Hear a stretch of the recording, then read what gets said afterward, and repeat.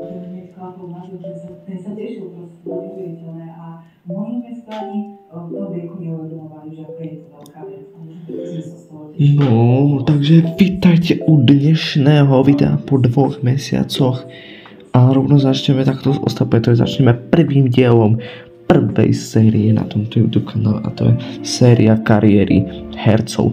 Dneska si rozoberieme kariéru herca Andrewa Garfielda. Andrew Garfield sa narodil v roku 20. augusta 1983 v Los Angeles a vyrastal v Anglicku v meste Surrey. Jeho rodičia sú Win Garfieldova a otec Richard Garfield.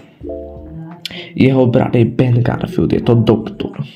Prvý film, ktorý taká Andrewa Garfielda preslávil, bol film, to tak veľmi taký ťažký názov, alebo tie názvy v týchto filmoch sú také dosť ťažké. Je to film Lions for Lambs z roku 2007, kde hral mladého vojaka a bol to taký film, ktorý ho tak ostrčil do vlastne kariéry herca.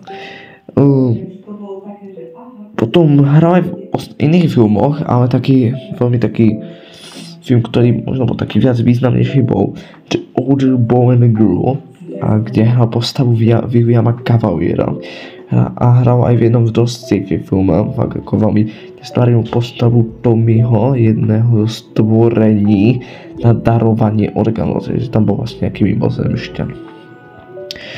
No, s takým známejším filmom v jeho podaní je film The Social Network, kde hral spoluzakladateľ v spoločnosti Facebook a je to vlastne film o vzniku tejto spoločnosti. No a najznámejší v jeho podaní je The Amazing Spider-Man a The Amazing Spider-Man 2. O potenciálne troky som už robil video, takže keď tak, no tak ho nájdete na mojom kanáli. Jeho doposiaľ posledný film bol film Spider-Man No Way Home z roku 2021 a v tom istom roku aj film Tick Tick Boom, ktorý tiež bol v roku 2021 a tam stvárnil tvorcu muzikálu Jonathana Larsta. No a ešte predtým, ako som povedal teda, ako vlastne tie mená vlastne tých filmov, ešte by som to povedal, ešte spomenul, že Andrew Garfield je vlastne aj herec, ktorý hrá aj v divadlách takto, takže to vlastne nie je iba herec ako filmový. No a to by bolo vlastne všetko. V dnešnom videu sme sa dozvedeli niečo o hercovi Andrew Garfieldovi. No a zatiaľ čau.